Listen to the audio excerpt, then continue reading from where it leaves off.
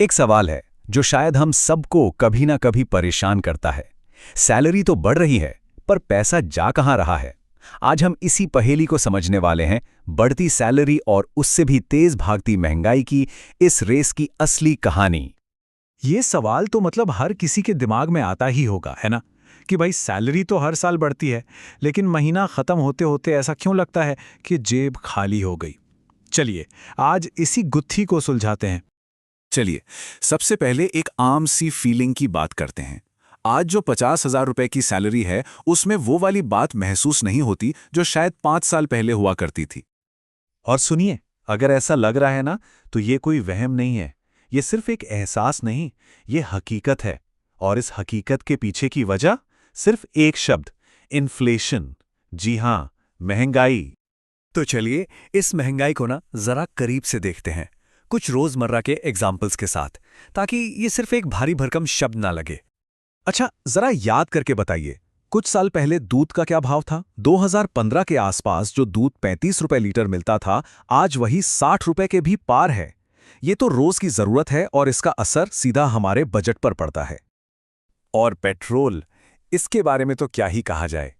जो पेट्रोल 2015 में करीब 65 रुपए का था, आज वो 100 का आंकड़ा पार कर चुका है। तो साफ है, महंगाई सिर्फ किचन तक ही नहीं रुकी है। बात सिर्फ जरूरत की चीजों की नहीं है, हमारा एंटरटेनमेंट भी तो महंगा हो गया है। जो मूवी टिकट पहले 150 रुपए में मिल जाती थी, अब उसके लिए 300 या उससे भी ज्यादा खर्च करने पड़ते हैं। तो मतलब क्या हुआ इसका? मतलब सीधा सा है, कागज पर भले ही किसी की सैलरी बढ़ती हुई दिखे, पर असल में तो सामान और सर्विसेज की कीमतें भी लगभग डबल हो गई हैं। यानी खरीदने की ताकत, जिसे हम परचेजिंग पावर कहते हैं, वो उतनी नहीं बढ़ी जितनी दिख रही है। अब आते हैं असली मुद्दे पर। सैलरी हाइक के पीछे का सच क्या है, इसका मैथ समझते हैं, क्योंकि ये जानना बहुत जरूरी है कि असली ग्रोथ हो भी रही है या नहीं। इंडिया में ऑन एन एवरेज लोगों को साल में करीब 10% का सैलरी हाइक मिलता है। सुनने में तो ये नंबर बहुत बढ़िया लगता है ना? 10%। लेकिन कहानी का ट्विस्ट तो अब आएगा। देखिए सिक्के का दूसरा पहलू। इंडिया में एवरेज महंगाई दर भी लगभग 7% के आसपास घूमती है, और यहीं से सारा खेल बदल जाता है। इस चार्ट में जो सबसे जरूरी चीज है देखने वाली, वो है रियल ग्रोथ। अगर सैलरी 10% बढ़ी और महंगाई 7% बढ़ गई, तो असल में खरीदने की ताकत सिर्फ 3% बढ़ी। यही है वो असली कमाई, बाकी सब तो आंखों का धोखा है। तो इसका फॉर्मूला बहुत सिंपल है। अपनी असली ग्रोथ निकालने के लिए सैलरी हाइक के परसेंट में से महंगाई का परसेंट घटा दीजिए। ये एक छोटा सा लेकिन बहुत काम का फॉर्मूला है। चलिए इस पूरे मैथ्स को ना एक छोटी सी कहानी से समझते हैं। मिलिए रमेश से। 2018 में रमेश की सैलरी थी 40,000 रुपए। आज 5 साल बाद उसकी सैलरी है 65,000 रुपए। अब रमेश तो बहुत खुश है, भाई सैलरी 60% से ज्यादा बढ़ गई। पर एक पेंच है, इन 5 सालों में उसके महीने के खर्चे भी 25,000 से बढ़कर 45,000 हो गए। तो नतीजा क्या निकला? उसकी एक्स्ट्रा बचत में कोई खास फर्क ही नहीं आया। यही वजह है कि सैलरी बढ़ने पर भी पैसा कम लगता है।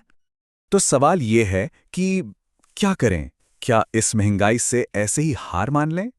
बिल्कुल नहीं। अब बात करते हैं कि इस चक्रव्यूह को तोड़ा कैसे जाए। देखिए, प्रॉब्लम सिर्फ कमाने में नहीं है। प्रॉब्लम यह है कि सिर्फ सैलरी के भरोसे बैठकर महंगाई से नहीं लड़ा जा सकता। हमें एक कदम आगे सोचना ही पड़ेगा। ये टेबल देखिए, सब साफ हो जाएगा। एक तरफ है बैंक एफडी, जहां रिटर्न मिलता है 5-6%, मतलब महंगाई को बड़ी मुश्किल से टक्कर दे पाता है। और दूसरी तरफ है इक्विटी म्यूचुअल फंड्स, जो लंबे समय में 12 से 14% का एवरेज रिटर्न दे सकते हैं, यानी महंगाई से कहीं आगे। मतलब साफ है, अगर पैसा सिर्फ बैंक एफडी में पड़ा है, तो हमेशा पैसों की तंगी महसूस होगी, क्योंकि आपका पैसा बढ़ तो रहा है, लेकिन उसकी वैल्यू घट रही है। तो फिर असली ग्रोथ का रास्ता क्या है? इस पूरी बातचीत का निचोड़ क्या है? चलिए फाइनल और सबसे जरूरी बात पर आते हैं। इस पूरी कहानी का जो सार है ना, वो बस इस एक लाइन में है। अगर महंगाई के सामने जीतना है, तो सिर्फ कमाना नहीं, निवेश भी करना होगा। यही वो तरीका है जिससे मेहनत की कमाई को सही मायने में बढ़ाया जा सकता है। तो बस अगली बार जब सैलरी हाइक की चिट्ठी हाथ में आए, तो सिर्फ उस बड़े से नंबर को मत देखिए। खुद से ये सवाल जरूर पूछिए, क्या मेरी खरीदने की ताकत सच में बढ़ रही है? क्या वो रियल ग्रोथ हो रही है? और जाते जाते एक सवाल आपके लिए, जरा सोचिएगा कि सैलरी हाइक का सच में कोई फायदा होता है या महंगाई आकर सारी खुशी छीन ले जाती है।